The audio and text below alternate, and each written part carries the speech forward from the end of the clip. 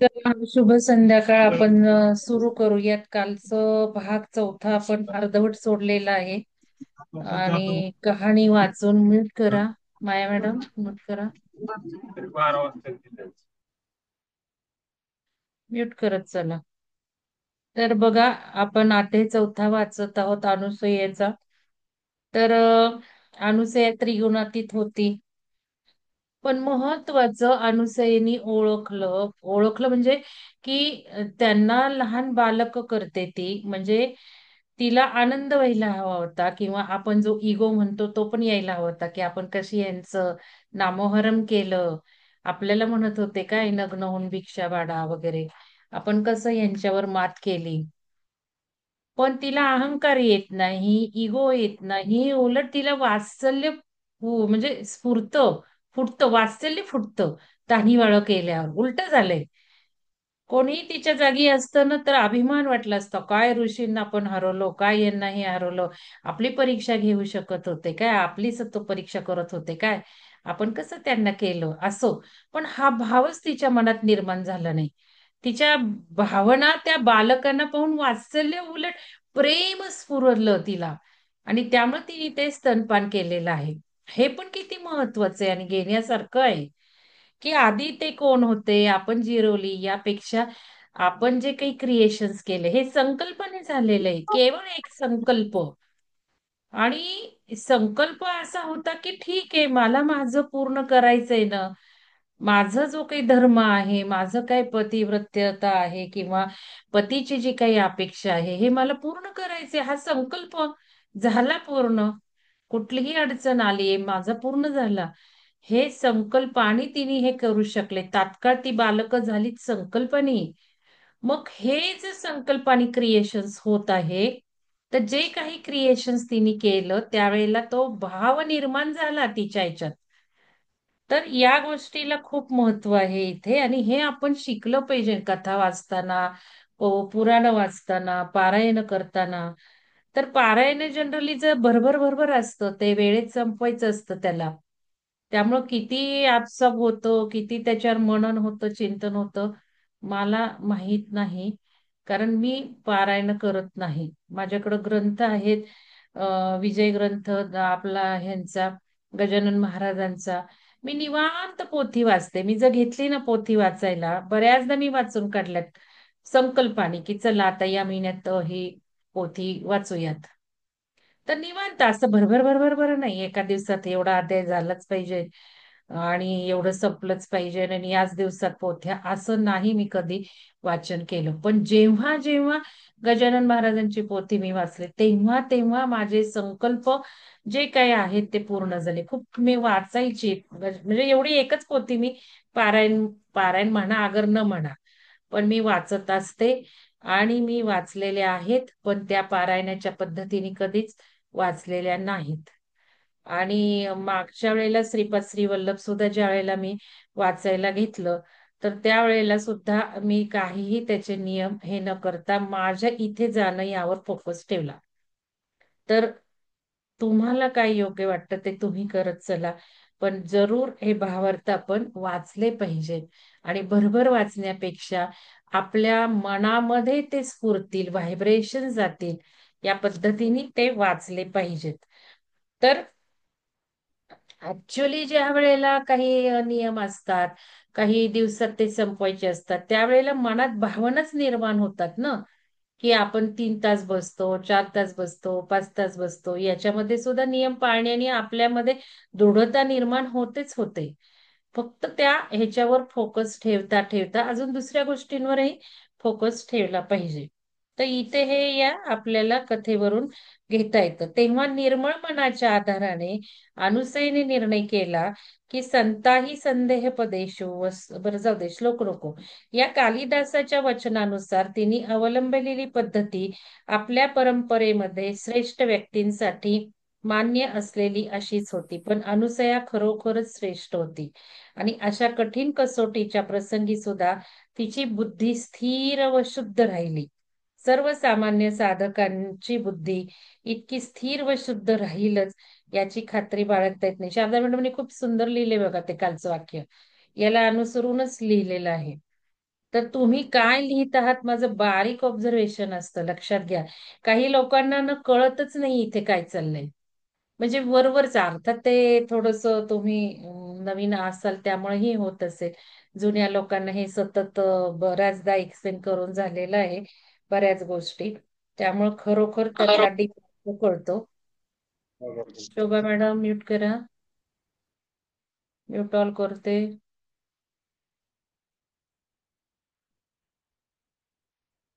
तर बुद्धी स्थिर केली पाहिजे. ज्याची व्यावसायिक बुद्धी स्थिर व शुद्ध झालेली नाही, त्याच्या मनात वासनांचे निरनिराळे तरंग निर्माण होत असतात आणि त्या सर्व वासना शुद्ध व पवित्र असतीलच अशी खात्री देता येत नाही. मूळ वासनाच शुद्ध नसेल तर पुढील कार्य तरी कसे शुद्ध घडणार? उदाहरणार्थ सीतेच्या बाबतीत हे बघा, हे वाचलं होतं मी. उदाहरणार्थ सीतेच्या बाबतीत काय घडले ते सुपरिचित आहे. अनुसयेप्रमाणे सीता ही अतिथी सत्कारच करीत होती. पण तिची व्यावसायिक बुद्धी अनुसयेप्रमाणे शुद्ध व स्थिर होती असे दिसत नाही. अर्थात हे लेखकाची टीका आहे. आपण सीतायन वाचले त्यामुळे आपल्याला खरा त्यातलाही गूढ अर्थ कळलेला आहे. त्यामुळे इथेही दोष देऊन चालणार नाही. पण एक वेगळ्या व्यक्ती म्हणून आपण हे लक्षात घ्यायला काही हरकत नाही. कारण सीतेचे उद्देश वेगळे होते, सोल प्रोग्राम वेगळा होता. आपण सीतायनात बघितले ती मुद्दाम गेलेली होती सगळं रावणाचं बघायलाच. त्यामुळे असं काही म्हणता येणार नाही. मुळात सोन्याचा हरिण असू शकत नाही हे स्पष्ट असताना तिने सुवर्णमृगाचा हट्ट धरला. तिच्या हट्टासाठी श्रीराम सोन्याच्या हरणाच्या मागे गेले. पण त्यांनी सीतेच्या रक्षणाची जबाबदारी लक्ष्मणावर सोपवली होती.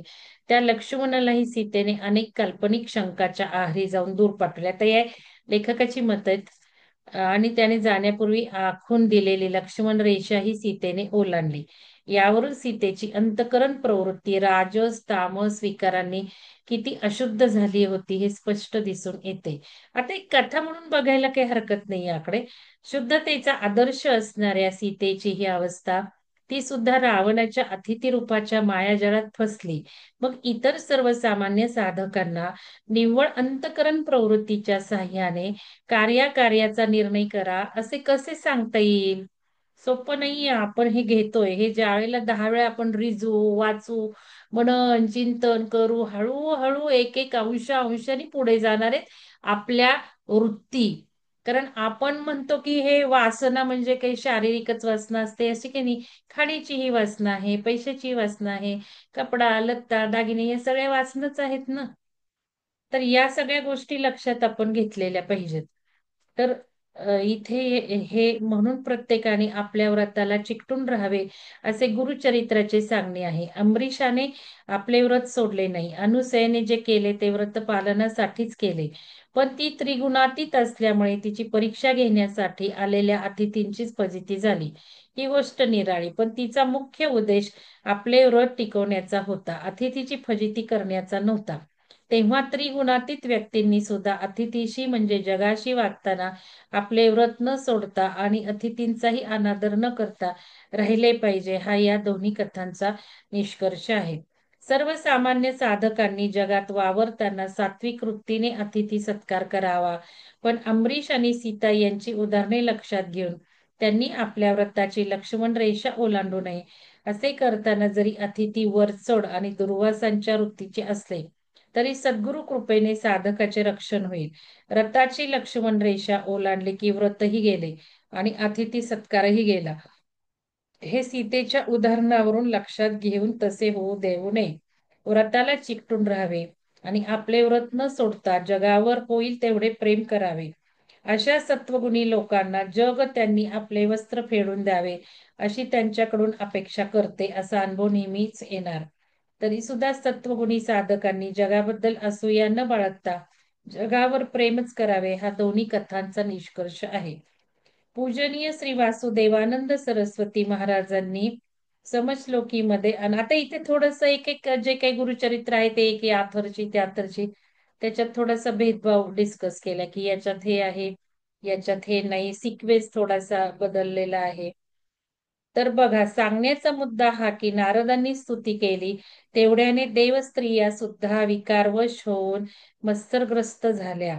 पण विवस्त्र होऊन अन्नवाढ अशी विलक्षण मागणी करणाऱ्या त्रयमूर्तीचे बालकामध्ये रूपांतर झाल्यावर सुद्धा अनुसयेचा मात्र वात्सल्य भावच प्रकट झाला.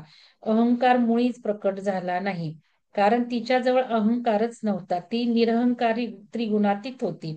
ती पतिव्रता असल्यामुळे त्रयमूर्तीची बालकवे होणे हा आपल्या पतीच्या निष्कलंक तपाचा प्रभाव असे तिला वाटले. बघा, म्हणजे जे काही पतीचा आहे त्याचाच प्रभाव आहे असे तिला वाटले. तर हा अनुसयेच्या पातिव्रत्याचा व भक्तीचा प्रभाव असे अत्री ऋषींनी मानले. त्रयमूर्तींची स्तुती करताना अत्री ऋषी म्हणाले, ज्याच्यासाठी तप केले तो ईश्वर आपल्या गुणांनी आपल्याला रमविणारा असून जगाचे उत्पत्ती, पालन व लय याचे आदी कारण, जगाचा साक्षी, विश्वमय, जगाला आधी व जगाचा लय तोच असल्यामुळे एक असूनही त्याने लिलेने तीन रूपे धारण केली. म्हणजे मी जे तुम्हाला सांगते, ईश्वर ब्रह्मा, विष्णू, महेश त्रयमूर्ती. ब्रह्मा क्रिएट करतो, विष्णू मेंटेन प्रिझर्व करतो आणि शिव, ब्रह्मा विष्णू महेश म्हणजे महेश शिव हा डिस्ट्रॉय करतो. तर इथे हेच आहे की ज्याच्यासाठी तप केले तो ईश्वर एकच आहे तो. पण आपल्या गुणांनी, आपल्या ह्यानी जगाची उत्पत्ती म्हणजे निर्माण ब्रह्म, पालन म्हणजे विष्णू आणि लय म्हणजे महेश. म्हणजे उत्पत्ती, पालन, लय. मी तुम्हाला सांगितलं ना, सारखं आपलं पण असंच चालू आहे. एवढं फास्ट चालू आहे की आपल्याला दिसतच नाही, आपल्याला आपण स्थिरच दिसतो, तसं नाहीये.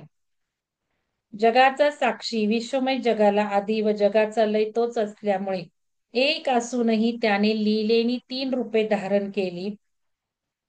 तीन रूपे धारण केली. ईश्वराच्या स्वरूपापासून अज्ञानाने जगाची उत्पत्ती व अज्ञान निवृत्तीने जगाचा लय होतो. उत्पत्ती कशी काय होते? जगाची उत्पत्ती ईश्वराच्या स्वरूपापासून अज्ञानाने होते बघा. अज्ञान आहे ना, आपण लोअर कॉन्शियसनेसला आलो, एक अनुभव घ्यायला आलो. ईश्वराच्या स्वरूपापासून अज्ञानाने जगाची उत्पत्ती, जे काही ब्रह्मांड क्रिएट झालं ते अज्ञानाने झालेलं आहे.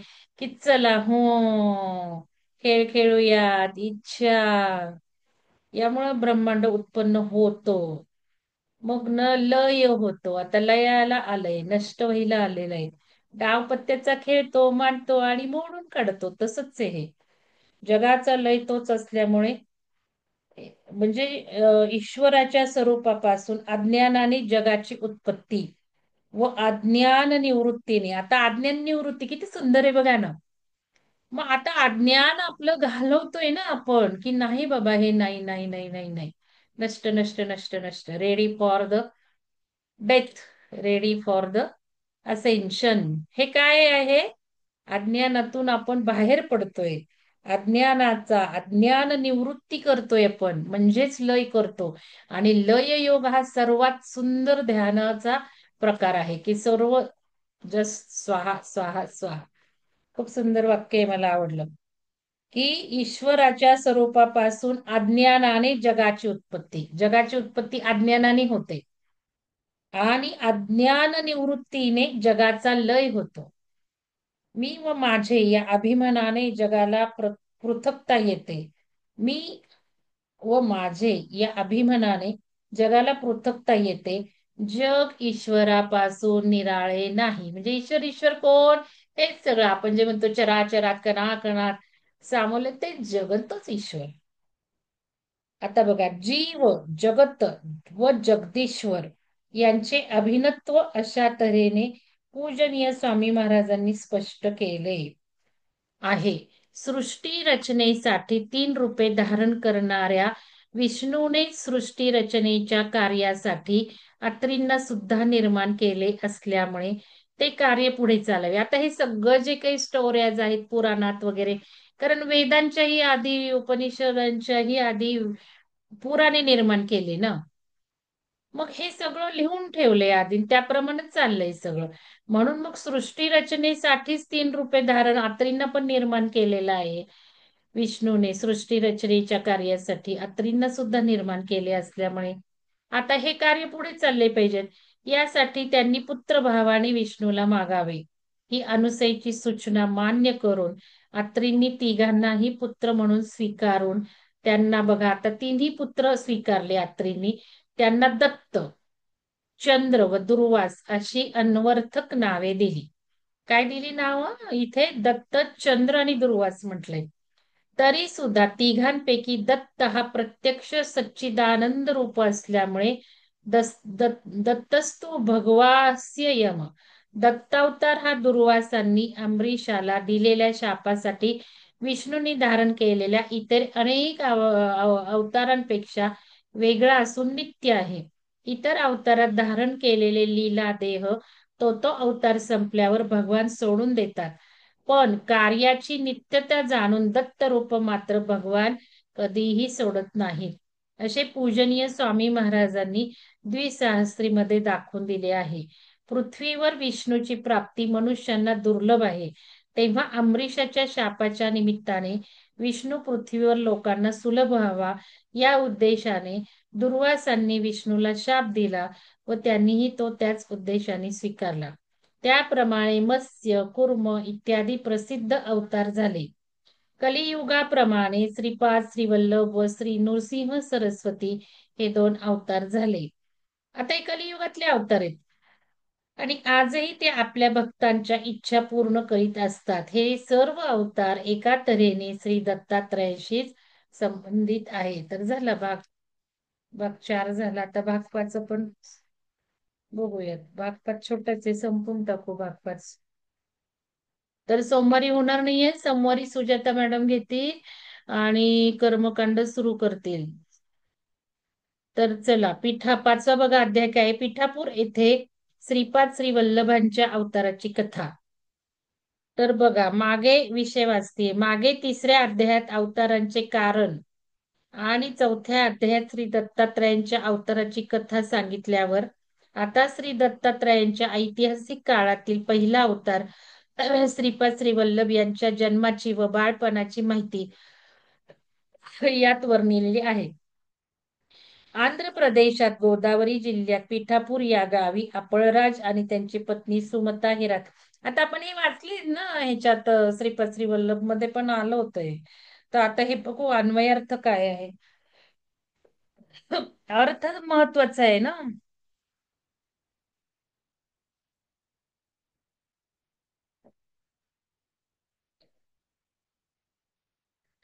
गोदावरी जिल्ह्यात पिठापूर या गावी अपळराज आणि त्यांची पत्नी सुमता हे राहत होते.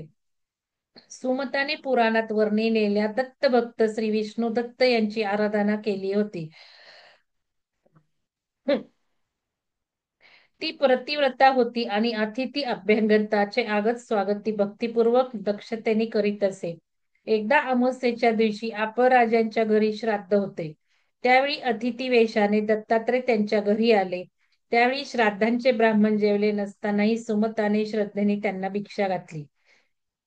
त्यामुळे प्रसन्न होऊन श्री दत्तांनी आपले त्रयमूर्ती रूप तिला दाखवले. तेव्हा सुमताने त्यांचे पाय धरून त्यांना मनोभावे वंदन केले. हे माते, तुझी मनोवासना पूर्ण होईल, तुला हवे ते मागून घे, असे श्री दत्तांनी सांगितल्यावर तिने आर्तभावाने त्यांची स्तुती केली. श्री दत्तात्रयांनी तिला पुन्हा आश्वासन देऊन हे जननी काय हवे ते माग असे म्हटले. तेव्हा जननी हे नाव सार्थ करा असे सुमताने श्री दत्तांना विनवले. आपल्याला बरेच पुत्र झाले पण ते सर्व लहानपणीच मरण पावले आणि जे 2 वाचले आहेत ते आंधळे पांगळे आहेत, कोणीही योग्यतेचा नाही. तेव्हा तुमच्या सारख्यांना सर्वांना देवाप्रमाणे वंद्य असणारा ज्ञानवंत परमपुरुष असलेला पुत्र आपल्याला व्हावा अशी प्रार्थना सुमताने केली.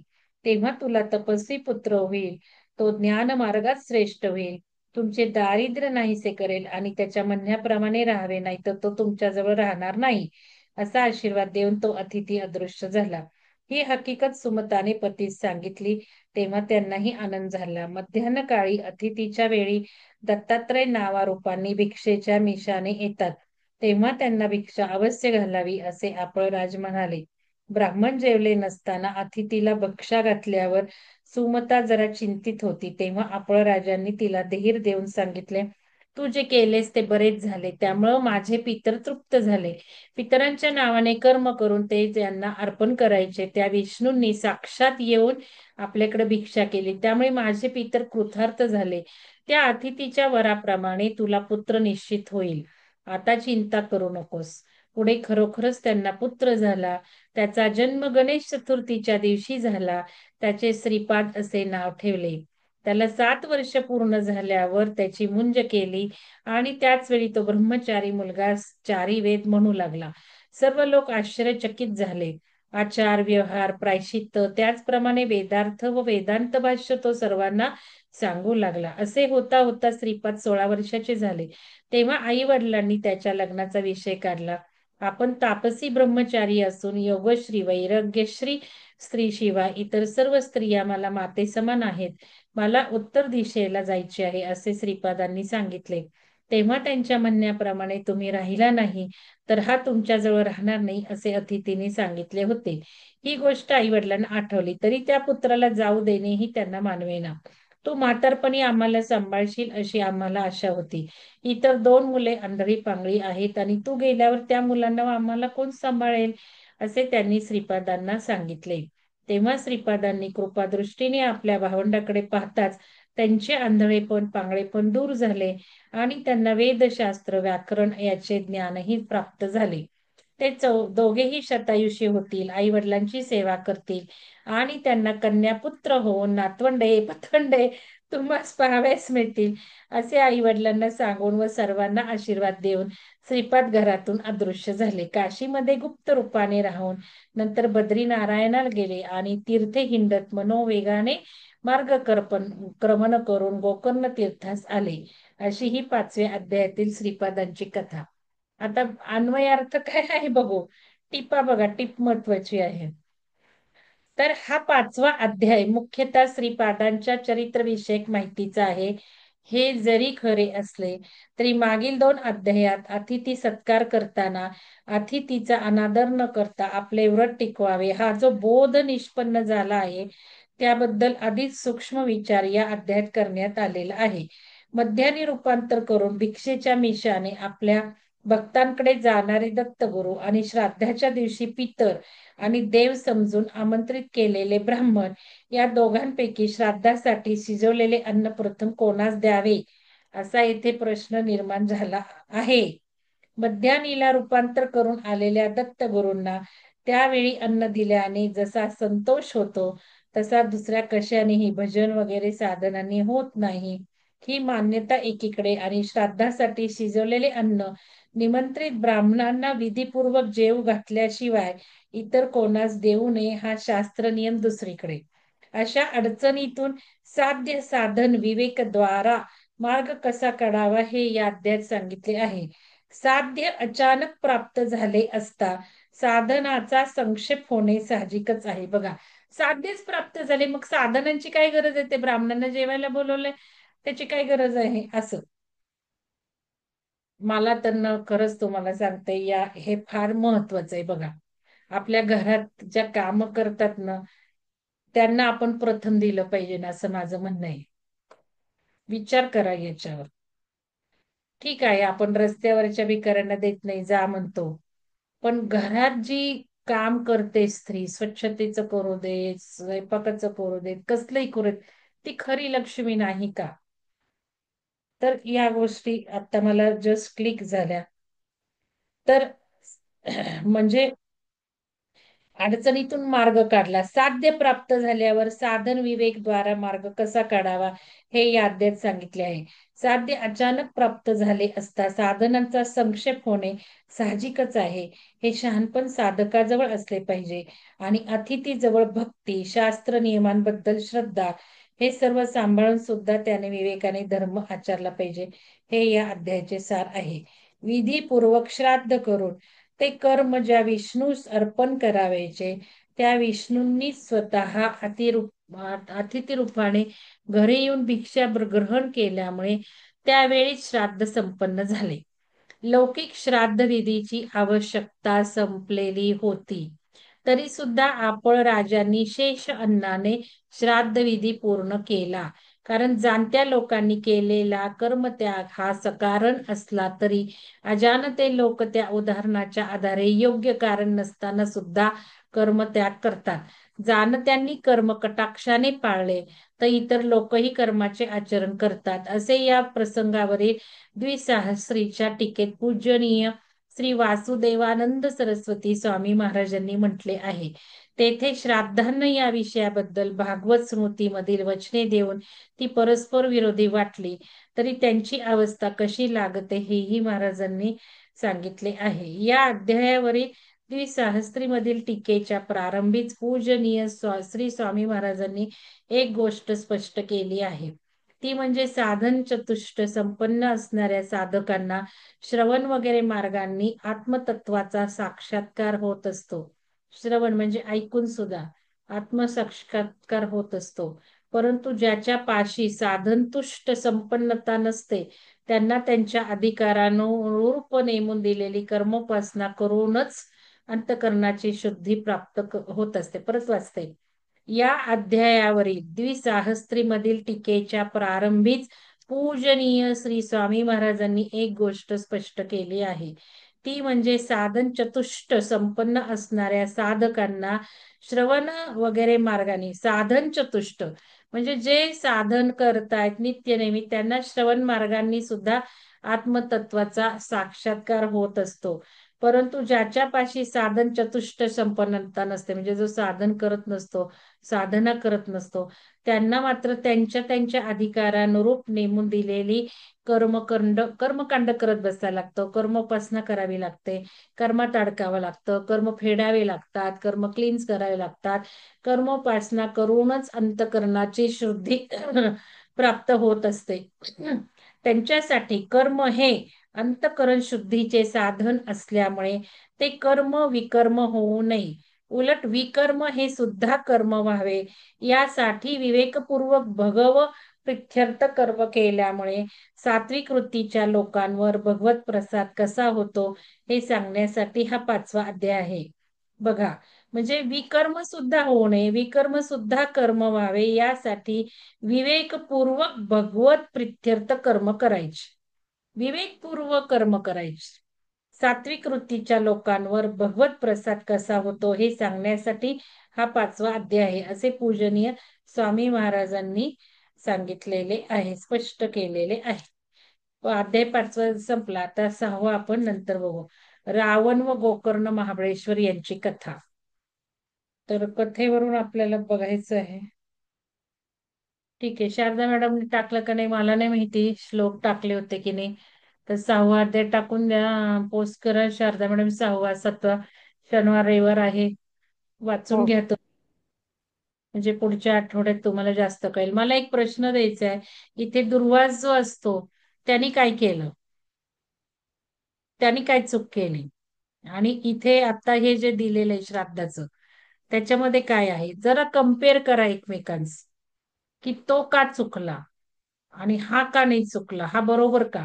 इथे श्राद्धाला बसलेत ब्राह्मण, ते सोडून तिथे दारात भिक्षक आलेला वाढलीये भिक्षा, आणि मग तिथे दुर्वासाने काय केलं, जो आलेला होता त्याला टाळून काय केलं, दुसरीकडे जाऊन त्यांनी ती भिक्षा त्यांना टाळून दुसरीकडे दिली.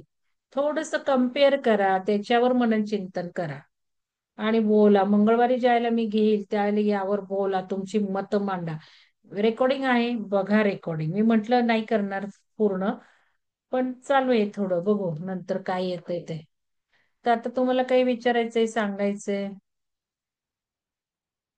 काही बोलायचंय का या बाबतीत, नाही तर इतर बाबतीत. तर आता उद्या पिरामिडला कार्यक्रम आहेत, आता बघा लांबून लांबून लोक येत आहेत.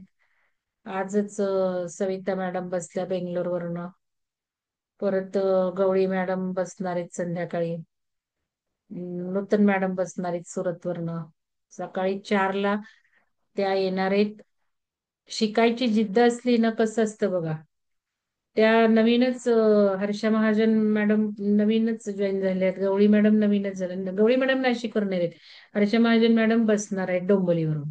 त्यांना गाडी नाही तर 4 वाजता येणार आहेत पुणे स्टेशनवर. म्हणजे शिकायची जिद्द असेल तर त्याला काही अडथळे येत नाहीत, सबबी येत नाहीत, कुठूनही लोक येतात, कशीही येतात. आणि तिन्ही कोर्सही करून लगेच जाणार आहेत. तर हे विशेष वाटतं मला, की खरंच ज्ञानपिपासूपणा असा असला पाहिजे आपल्याजवळ. आणि हे हे नवीन जे कोणी आहेत त्यांनी लगेच उचललेलं आहे, की ठीक आहे आपण संकल्प सोडायचा पूर्ण होईल. लहान मुली येतो त्यांच्या, सकाळीच मला फोन आला, तो मुलगा मागे लागला होता, मग मी त्याला सांगितलं पुढच्या वेळेला ये म्हटलं तो. पण व्यवस्था करून अडचणी पुढे आल्या नाहीत बघा लहान मुलांच्या सुद्धा. तर हे इच्छा तेथे मार्ग म्हणतो ते हेच. बदलायचं असेल जीवन तर आपल्याला कष्ट करावेच लागतात, डिसिजन मेकिंग लागतच लागतं, कष्ट लागतात, योग्य आपल्याला वेळी योग्य ते निर्णय घ्यावे लागतात. बातमी ऐकताय ना? मी मगाशी एक व्हिडिओ बघत होते, त्याच्यामध्ये पूर्णपणे गंगा नदी कॅप्चर करते सगळ्या घरांना. आणि ते वेडे लोक अक्षरशः काठावर उभे राहून, म्हणजे हे बघा इथलं सगळं पडतंय, इथलं सगळं पडतंय, आणि हे असेच बघतायत व्हिडिओ काढायला. इतका तो शॉकिंग व्हिडिओ आहे ना, बाप रे. ती नदी गिळंकृत करत चाललीये आणि हे आपले बघतायत व्हिडिओ व्हिडिओ व्हिडिओ व्हिडिओ. आणि म्हणे तो रेकॉर्डिंग येणारा म्हणतो काही नाही, भेग पडते आधी, आणि मग पायाखाली आमचं लक्ष असतं खाली, आणि भेग पडले की मग बाजूला सरतो, मी भेग पडले की बाजूला सरतो. 100 मीटर त्याच्या उभे राहण्याच्या पासून सगळं गिळंकृत करत चालली आहे गंगा नदी. हे आधी वर्णिलेलं होतं. आणि गंगा नदीचे फ्लो बघितले ना, असे सर्क्युलर आहेत भवऱ्या टाईप. नदीचा प्रवाह असं काही सागराच्या लाटांसारखं नाहीये, पण असे सर्क्युलर ते पाणी आहे, त्यामुळे सगळं गिळंकृत करून चालली आहे ती घरं बिरं. खूप खूप वाईट वाटलं.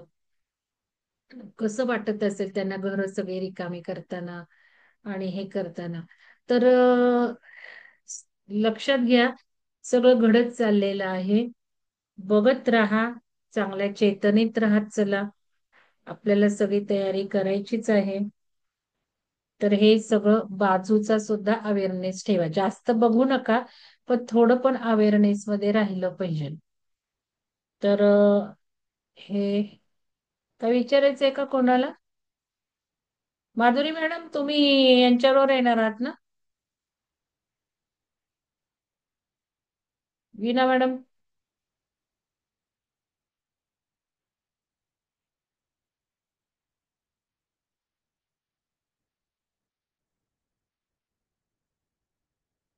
हो, हो.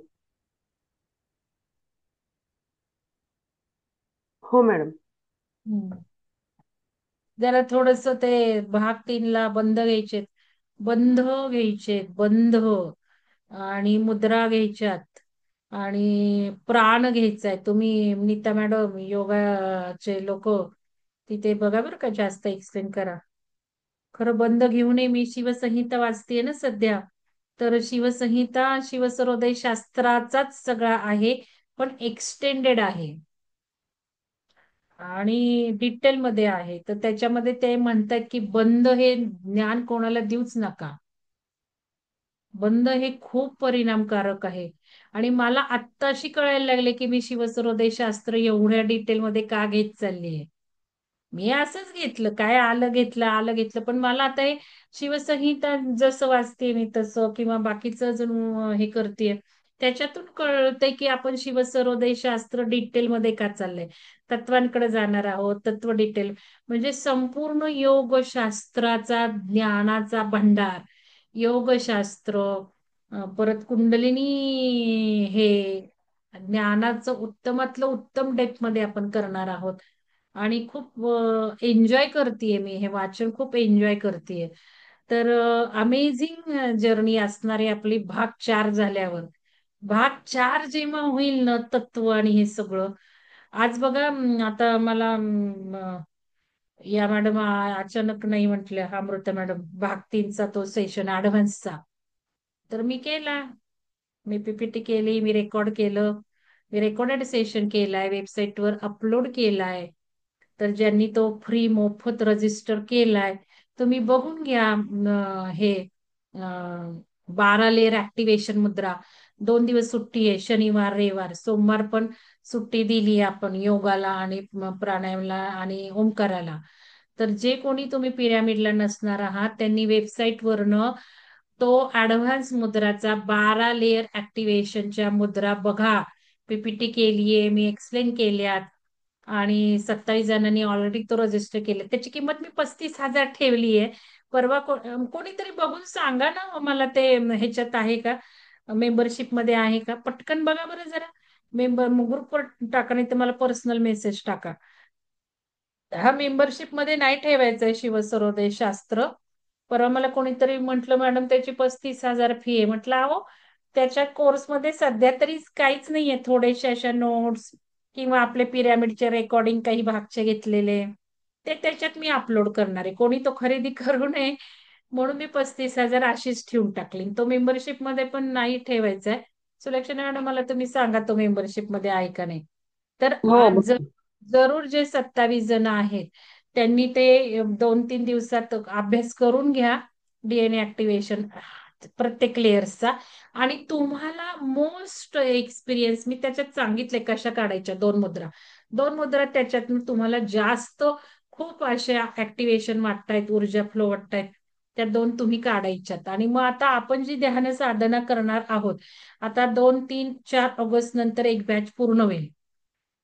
हे जे काही 60-70 लोक होणार आहेत त्या 60-70 लोकांचं जे ध्यान होईल त्याच्यामधनं आपल्याला हे सगळं पुढं पुढं प्रॅक्टिकली इम्प्लिमेंटेशन करत जायचंय.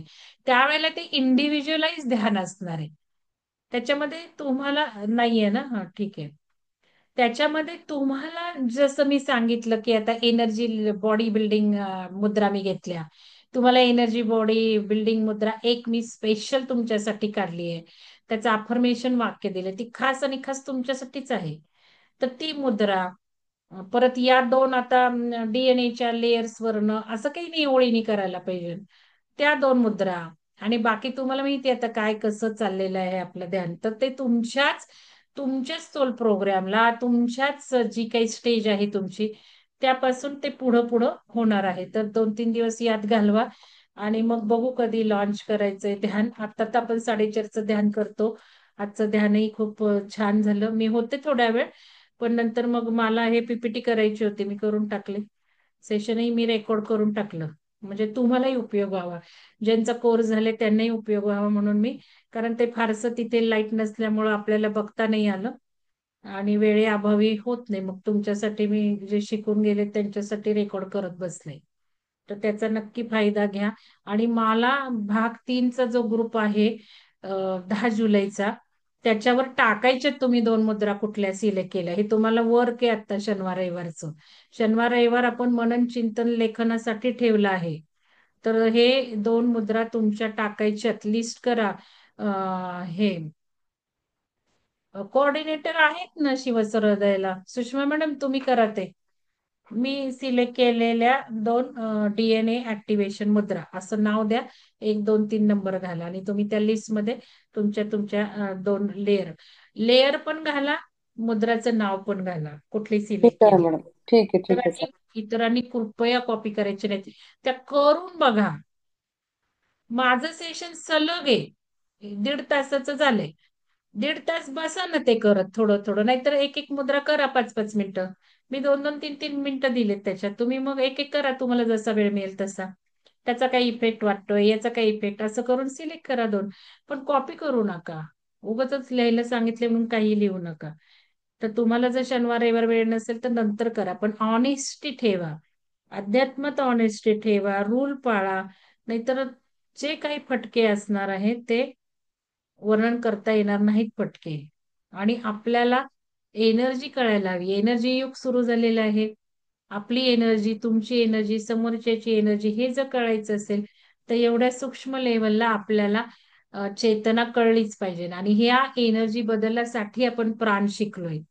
प्राण मध्ये आणि बंध मध्ये सुद्धा आता शिवसंहितेत म्हटलं की बंध सांगू नका कोणाला. काही जे मी काही स्पेशल तिथे सांगितले आणि अजून काही वर्णन केले ते घेऊ नका, सांगू नका. अगदी सिलेक्टेड, अगदी मोजक्या लोकांना ते ज्ञान द्यायचं असे वर्णन केलेलं आहे त्यात. त्यामुळं आणि हे योग शिक्षक आहेत इथं मॅडम तर म्हणतात बंद घेऊन येत आणि त्यांना सांगितलंय गुरुजींनी. तर या लोकांना म्हणजे जाणकाराच्या ह्याच्यात पण आपण ते घेतोय. आपण तुम्हाला माहिती मूलबंधाचा सुद्धा चक्रा ध्यानात वापर केलेला आहे आणि त्याचे किती सुंदर परिणाम येतात. आपण हे सुद्धा बघितलंय. काहींचे मूलबंध नाभीबंध सुटलेच नाहीत, मॅग्नेटिक बसलेत. पण हे वेगळ्या हेनी ऊर्जा कळण्यासाठी, प्राण कळण्यासाठी आपल्याला थोडेसे करायचे आहेत, कधीतरी करायचे आहेत, सारखेच नाही करायचे. पण त्या बंधाने काय परिणाम साधतो, संपूर्ण एनर्जी कंट्रोल, एनर्जी बॅलन्स होतात बंधाने. पण स्वतःहून करणं रिस्क आहे, नीट समजून घेणं. म्हणून आता माधुरी मॅडम जे घेत आहेत प्राणायाम, त्याच्यात त्या मुद्रा पण घ्यायला लागल्यात. म्हणून बंद सुद्धा हळूहळू त्या घेतील योग आणि ह्याच्यामध्ये. म्हणून माधुरी मॅडमचा वर्ग करा, एकदा तरी करा, या महिन्यात करा, ऑगस्ट महिन्यात.